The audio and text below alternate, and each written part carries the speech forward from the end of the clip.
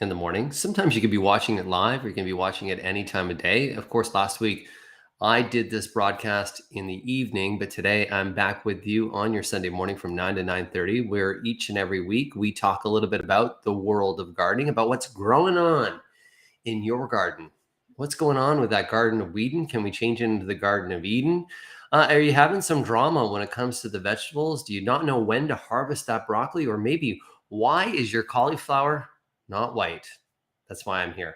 My name, Frank Ferragini, aka Frankie Flowers, four-time best-selling garden author. You can see me Monday through Friday on breakfast television. Yes, indeed, on City TV, where I'm wild about weather, passionate about plants, and I'm really just here to help you and actually guide a conversation with the community of gardeners out there. So if you have a question, if this is your first time watching, make sure you put that question in the comments. Even if the live broadcast has completed, even by putting them in the comments, you're going to see other gardeners hop on there and answer some of those questions for you. But that's indeed why we are here.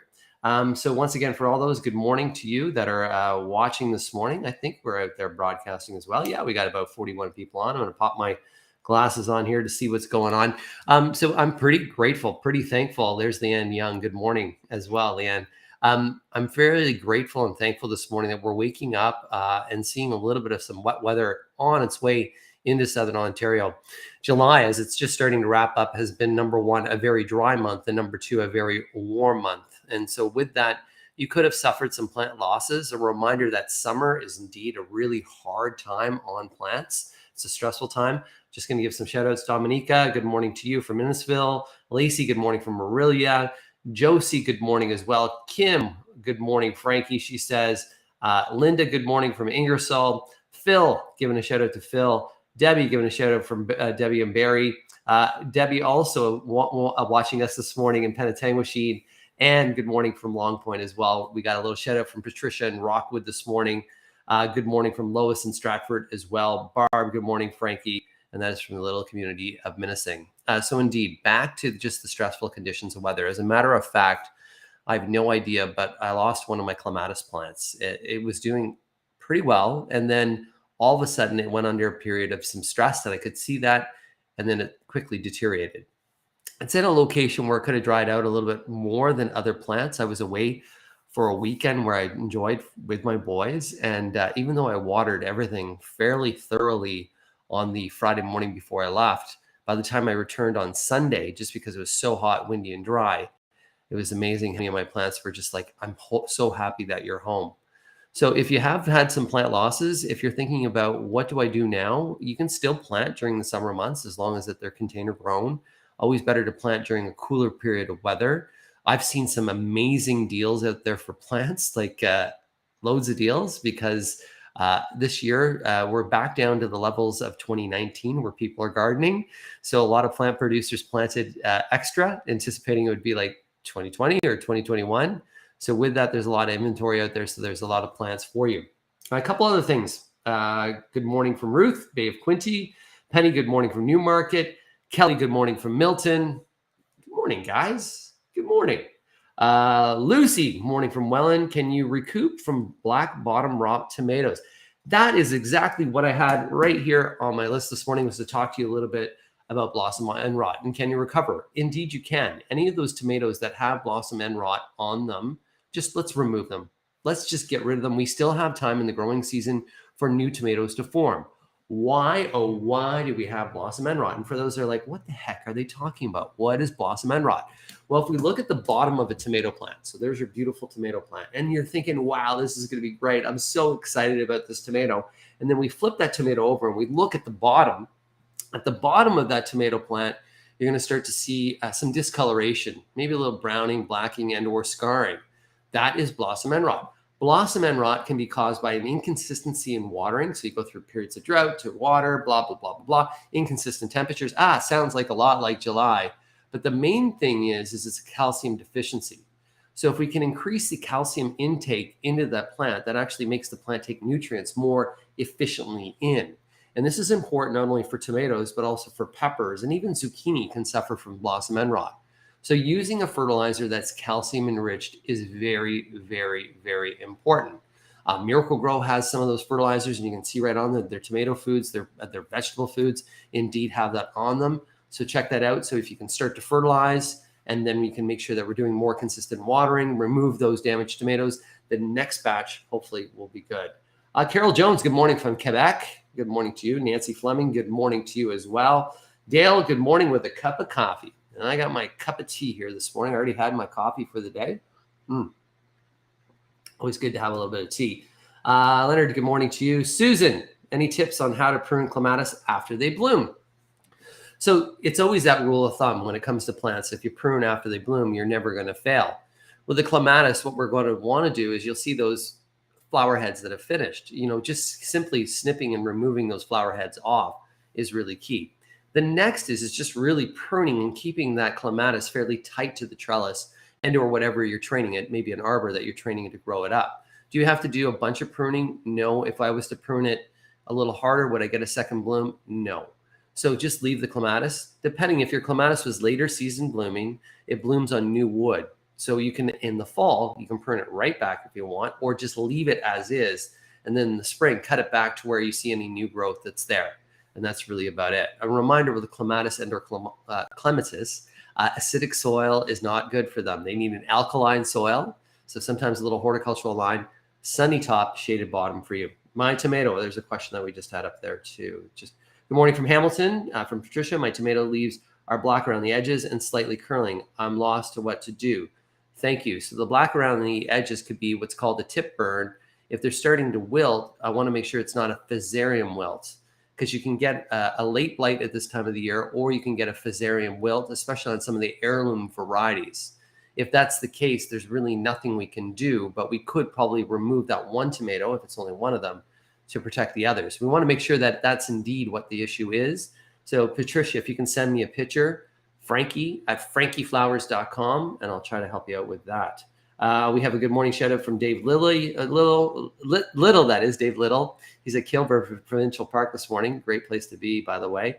Janice, good morning. I have an orchid, beautiful plant that has lost its blooms now, losing bottom leaves. What should I do? So Janice, orchids, most of the varieties of orchids that you're going to purchase at your local garden center and or grocery store, and even if you're at Costco, well, those are usually dendrobium orchids and or phalaenopsis orchids, fairly easy to bloom. After they finish their flower, right, and then you have that flower spike, we're going to remove that flower spike just to where we're starting to see the leaves come out. A couple of leaves falling is not an issue, but if you're having a lot of leaf drop, it could be due to a lack of humidity in your home. The environment that orchids would love to grow in, a reminder that they grow in, when they're native, these varieties, they grow in rainforests, in trees. So they like a little bit of air circulation. They like high humidity and bright light, but not full direct sunlight. In order for us to get them to rebloom, we do need to stress them. So we need to cut back on the watering, cut back on the fertilizing. And the perfect orchid is an orchid where we almost have a little bit of a yellowish tinge to the leaf. If your leaves are really deep, vibrant green, you're fertilizing too much and you're causing them to be too happy, and so they won't go into bloom. If you want an orchid to rebloom, we want to stress it, because the bloom is its way of reproducing itself. And that plant says to itself, hey, I'm under stress. I need to reproduce for others. The leaf drop that's happening can be just maybe they're sitting too wet. Often, if they are sitting too wet too long, you can get some of that rotting and or leaf drop. So allow them to slightly dry in between watering. Our homes right now in the summer months are fairly humid because we don't have heat on. We have air conditioning that's happening in our home, and as well as we have the humidity from the outdoor air. So generally our humidity is not an issue, but just those are a couple tips for you there.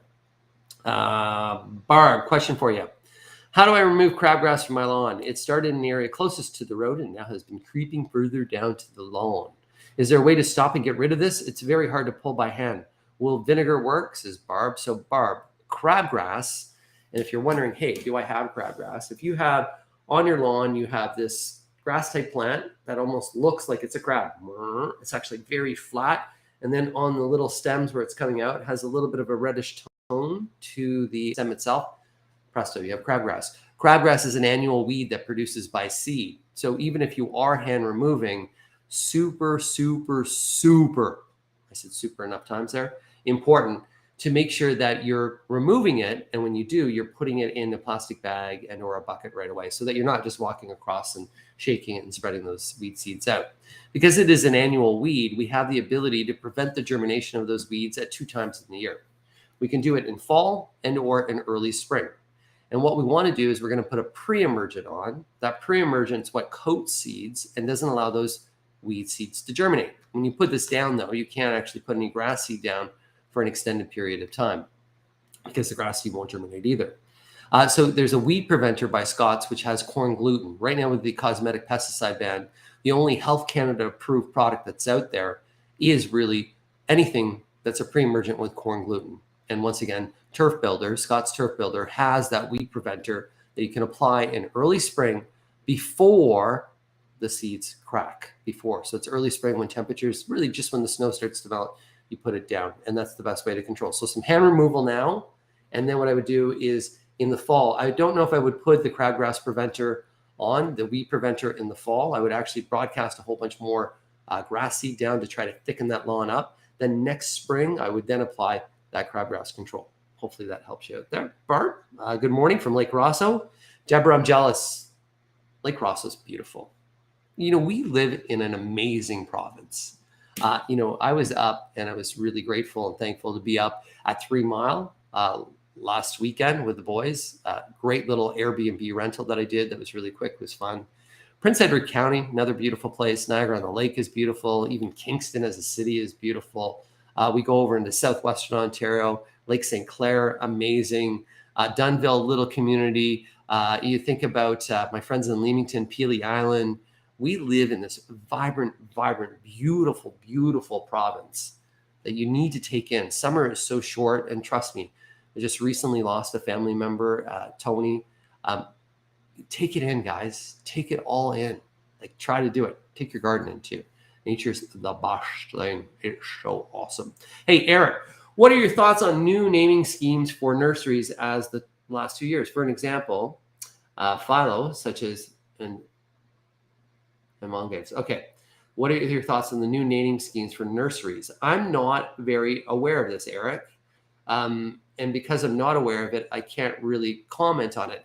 I will be in the Netherlands next week, and I'm going to do a little bit of some different research on this. The new naming schemes, a lot of the plant material, and if it seems like you're saying nurse for the nurseries, so it's probably the new naming schemes for plant material are probably their way of trying to consolidate the amount of new plants that are out there and maybe break out and make it a little bit more easy to digest. Each and every year, breeders are breeding several different varieties of plants. So, for instance, Phalaenopsis, Philodendron, which is your philo that you have there, or your philo. There are so many new varieties that it's unbelievable. So some of these new naming schemes and naming categories are probably for them just to make things easier from a grower breeder perspective and moving forward for even those other ones that are doing hybridization. I'm going to check out because I actually haven't done too much research on that. Stay tuned. So once again, that is new naming schemes. I just got to write these things down because as you get a little older, you forget some things. New naming schemes. Okay. Boom. Good morning from Stouffville. Not too far from where I am. How to protect my tomatoes and cucumbers from eating rats and rabbits. So as a matter of fact, rats really enjoy tomatoes. They absolutely love tomatoes. Rabbits, of course, will probably go to your cucumbers more so than your tomatoes. Rabbits tend to stay away from the deadly nightshade family. You can do something that's called Animal Be Gone. You can actually spray those in some of the areas, but that will leave a residual taste. It could be a trained behavior on some of the tomatoes, maybe do it on a few of the low-hanging ones. You can actually, with tomatoes, if you have them hanging that low, you can just prune up and do that as well. There are some, chicken wire that you can put around the area. You can make sure that you're doing some trapping and or of these rats that are out there, because rats, of course, are posing. They can pose even a threat to you and to your home, and not only from property damage, but as well from even to them going to the bathroom and causing those issues. Bunnies, by the way, bunnies' poo is probably one of the most nutrient-rich and fragrant-free poos that are out there. With bunnies, even putting an owl, putting a sculpture of an owl, sometimes will keep them out. That won't repel. We have to think what they don't like to see, smell, and or touch, taste, and or hear. Rats, for instance, and most mice don't like the smell of mint. So if you have some dried mint leaves, or maybe even just go to the dollar store, buy some cheap mint that's already dried, maybe spread that around the base of those tomato plants and see how that works. So those are just a few different examples. They just try to figure out what they don't like to touch, taste, smell, and or hear. Play with their senses. If their senses are being played with, hey, they don't want to be around. Okay. Good morning from Ancaster. Jane, good morning to you. And this is Gail. Thank you for the Clematis or Clematis tips. Gail from Kitchener. Matthew, hey, Frank. My grandma said hey to you. Also, hey, want to mention, last night I had the pleasure of seeing and Juliet. So this is the story of Romeo and Juliet. But what happens if Juliet doesn't die at the end? What happens if Juliet doesn't take her own life? This is a story about second chances. Mervis Theaters, Princess Wales. Oh man, I got to take another glass here. I was up a little later last night. Body's not working with me well. So this story is a story about second chances at the Prince of Wales Theatre. It's kind of like a little bit of like a concert, theatrical performance. Feels like a Grammy performance. Lots of lights. Fantastic. Fantastic. I laughed. I danced. I sang. Awesome. A must see. And Juliet. Okay. I tell you the truth on that. Like, it's must. So much fun.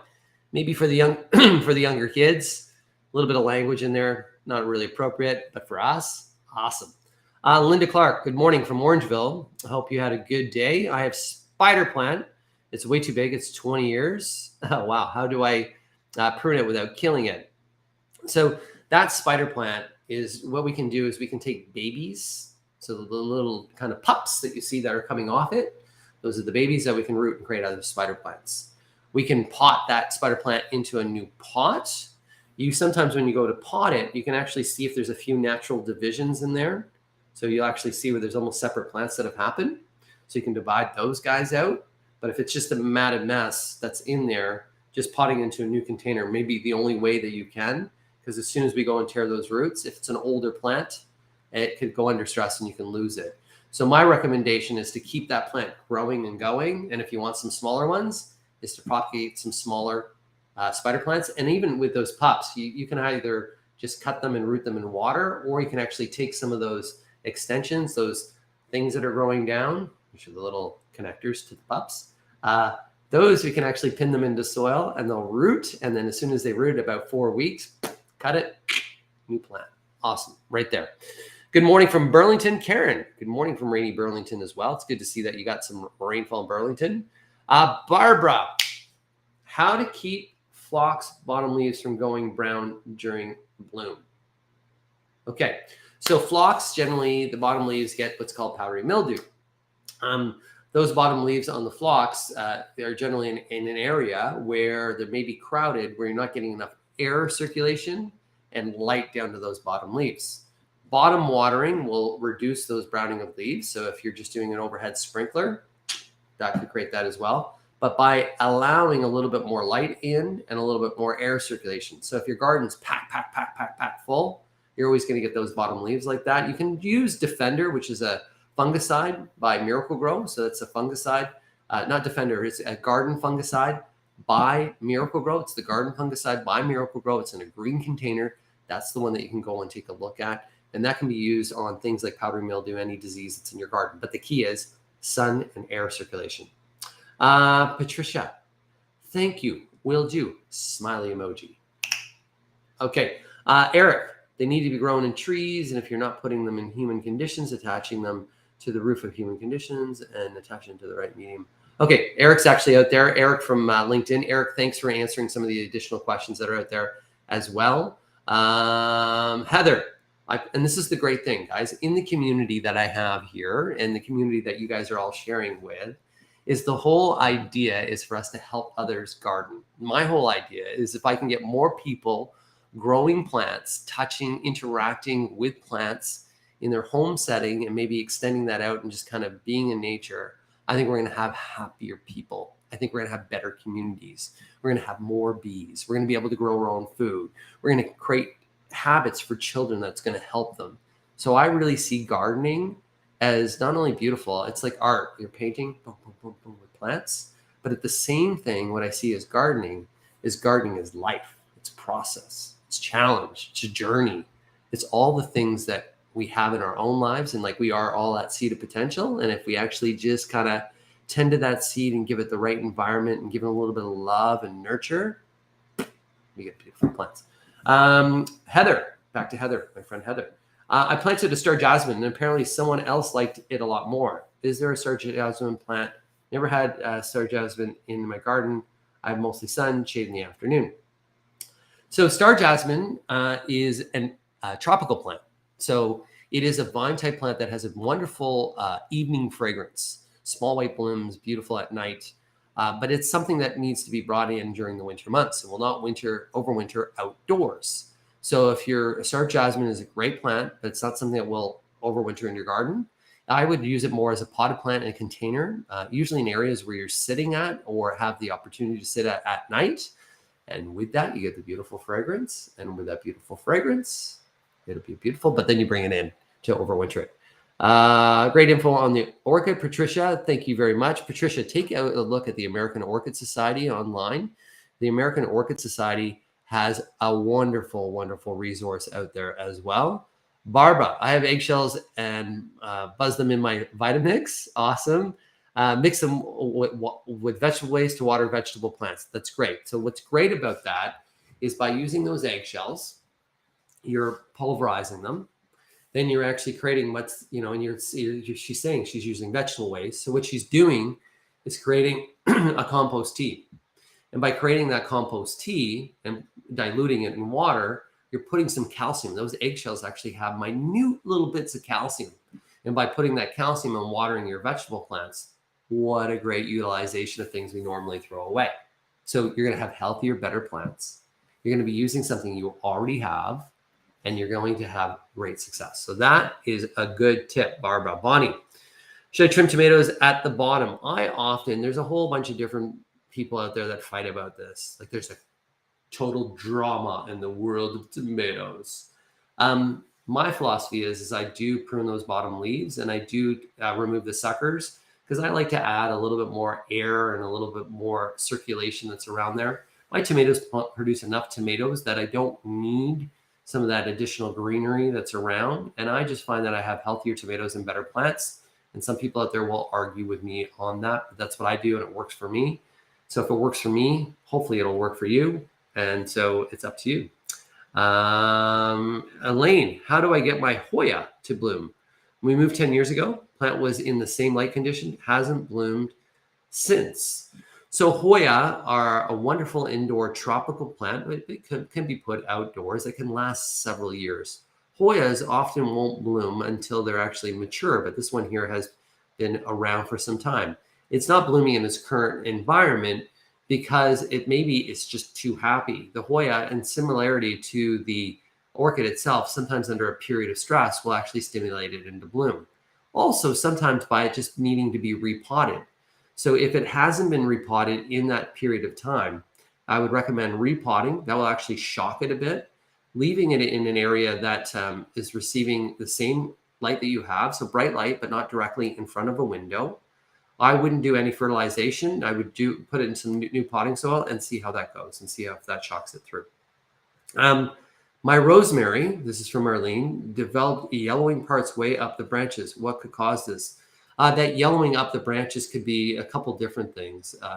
Sometimes it's overwatering. Reminder that rosemary is a Mediterranean plant. And by being a Mediterranean plant, it does like to be in a well-drained soil. So it doesn't like to be wet for very long periods. It actually likes to be more dry than wet itself.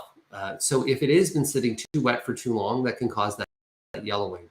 That's one of the reasons. Could be disease that caused that yellowing. What I would do is try to remove some of those yellow stems and even just selectively prune out if it's a larger rosemary plant. My rosemary plant right now is 2 years old. 2 years overwintered it. It's pretty cool. It's pretty good. And then we got Kathy. My hydrangea plant has only one bloom this year. I didn't cut the brown stems this year as I wasn't sure what's new or old wood. How do you tell? So your hydrangea, what's new in old wood is basically the best thing to do is just to remove anything that doesn't. So macrophylla. So there's different varieties of hydrangeas out there. Actually, my family garden center right now, I'll post some stuff. And I want you guys to follow me on Instagram and also make sure you follow me here. I'm traveling once again on Wednesday to Holland to go on that Emerald cruise. Super excited. So I'm going to show you a lot of pictures there. What's going on in the world garden in Europe as well. Hydrangea, my family garden center. Why did I go that way? But my family garden center, I was going to post some videos of some of the hydrangeas that are there. So you have macrophylla hydrangeas. Those macrophylla, which are the large leaf hydrangea, they're the ones that bloom on old wood. How do you know it's old wood? So after the bloom period's finished this year, if you were to have them, you would just snip off those bloom flower heads, prune off anything that's kind of large and maybe going to get crushed by snow, leave the rest, and then in spring, wait till everything leaves out, and any dead wood, just remove the dead wood. No problem. That's right there. The reason why it has one bloom this year can be many different reasons itself. Let's say that we had that bug that was wrapping itself in its leaves. That could be one reason. Under stress could be another reason. Inadequate light could be another reason. Improper pruning could be another reason. That's why it depends on where you live. If you're watching us in BC, the macrophyllias, the large leaf hydrangeas do exceptionally well. Even in New Brunswick, they tend to do exceptionally well. In Southern Ontario, in those areas that are above a zone 5, they do very well. Anything below a zone 5, they tend to struggle. So that's where I would use PG, Limelight's Incredible instead of the pink Stanless summer varieties. That's just my opinion. And happy Sunday, Frankie from Penetang. It's raining this morning. Isn't it exciting? A little liquid sunshine out there. Elaine Donaldson, they will bloom. They're not root bound, was my experience. They will bloom if they're not root bound. Gail's talking about the Hoya, and that's what I'm mentioning about the Hoya in terms of it being, they need to be a mature plant. So once they're root bound, they do bloom. But if that plant sat in that same container for 10 years and is too root bound, it may not be blooming because it doesn't have the ability to have any nutrient in that soil. So by moving it into a new pot, if it hasn't been in the last 10 years, will actually give more vigor, more vibrancy to the plant. It will then sit new roots in. It'll anchor itself in. And once it's anchored, you'll get nice, healthier plant and some blooms as well. So you are indeed correct. But I wanted to tell you why I was recommending, if it hasn't bloomed and it's been in the same pot, same location for 10 years, it's root bound. Elaine, they like a lot of sun. I love that everybody out there is really, really responding as well. Matthew saying, hey, did I see your autograph? Yes, I did, buddy. Coat the seeds with candle wax. Eric's got a lot of great tips that are out there as well with the philodendrons, and he's saying different things. So Eric, thanks for adding to this live today as well. I bought some Scott's black mulch, as you suggested. Pure black, no weird bits. But like other brands I use, great product. We'll always buy Scott's from now on. Heather, big shout out for Scott's as well out there. Just a reminder, so I do work for Scott's Miracle-Gro. And the reason why I do is I use their products, love them. I've actually seen the research that they do. I've seen the quality control measures that they do. And they really care. They really, really do care. And the Canadian team, Scott's Miracle-Gro Canada, really cares. So what I'm recommending, and just let you know, my agreement or how we work together is if there's any other product out there that's better than their products, I'm allowed and I'm actually encouraged to speak about those products. Because really our key in this whole journey is to guide you to that final destination of having a great experience garden. And that's where I want to guide you through overall.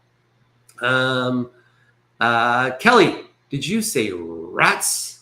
I did say rats. Yeah, it's amazing the population of rats that we're seeing in many areas.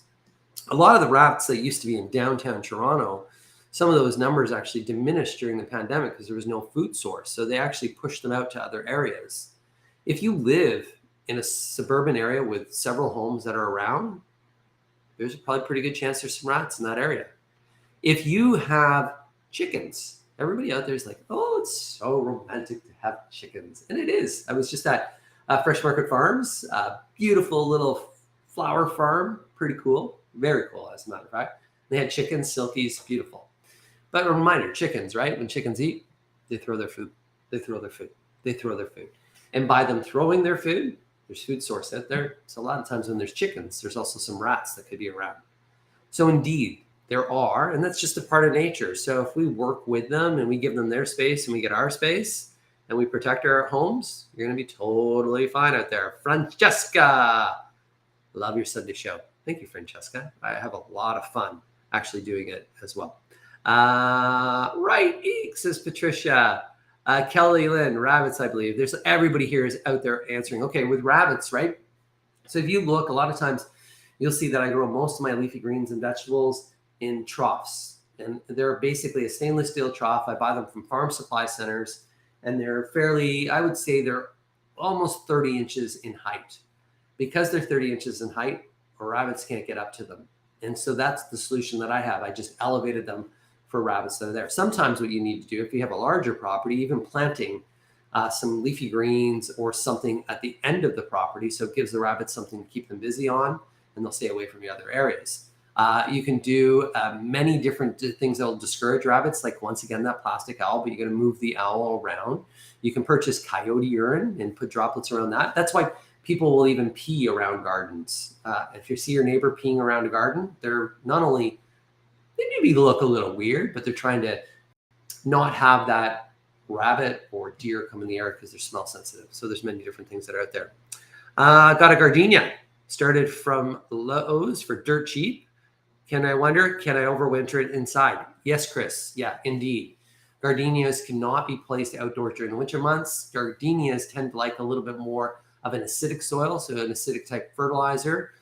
Bring it indoors, and you're going to bring that. I would put it outside during the summer months and put it in indirect light. So morning sun, it will do very well in. It will even do well in a little bit of afternoon sun as well. In the fall, before we have frost warnings, spray it with an insecticidal soap like a Bug Be Gone. Bring it indoors into a bright room and allow it to dry slightly in between waterings. And if you can, in that room, add a humidifier.